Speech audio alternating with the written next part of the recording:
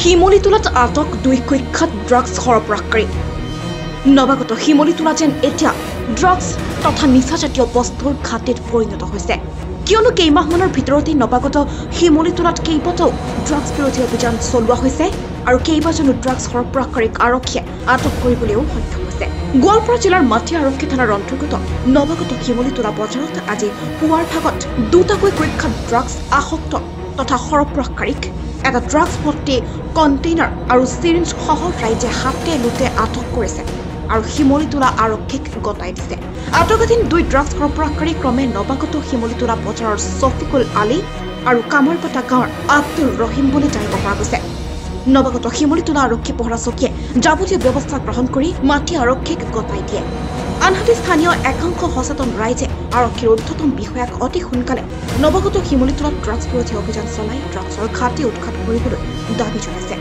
ভাট্টাপাটিৰ পৰা শ্বেখ ফৰিদ আলীৰ ৰিপৰ্ট এইটোতো আমাৰ শিমলীটোলা মানে নৱাগত শিমলীটোলা ইয়াৰ আগতো আপোনালোকে জানেই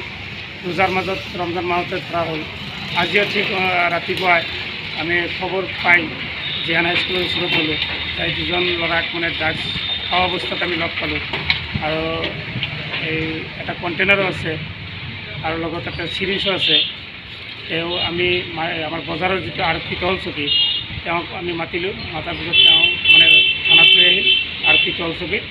ইয়াৰ পৰা আৰু মাটিয়া থানাত মানে খবৰ দিলে মাটিয়া থানাৰ ওচৰত আহি ল'ৰা দুজনক মানে ইতিমধ্যে মানে লৈ গ'ল এইখিনি আমি মানে যুৱক দুজনৰ নাম কি ছফিকুল ইছলাম আৰু আব্দুল ৰহিম এতিয়া কি দাবী জনাব যিহেতু শিমলীটোলাত মাজে মাজে ড্ৰাগছ বিৰোধী অভিযান চলে আৰু আটক কৰে কি ক'ব এইটো মানে এতিয়া চাওক বহুত ল'ৰাই মানে ড্ৰাগছত মানে আসক্ত হৈ থাকে এতিয়া কাৰ ল'ৰা কেনেকৈ মানে কৰে এইটোতো আমি গম নাপাওঁ দাবী কি জনাব এইটো আমি চৰকাৰক মানে প্ৰশাসনক মানে দাবী জনাইছোঁ যাতে আমাৰ এই অঞ্চলৰ পৰা মানে ড্ৰাগছ নিৰাময় হয় তাৰ বাবে মানে প্ৰশাসনক আমি অনুৰোধ জনাইছোঁ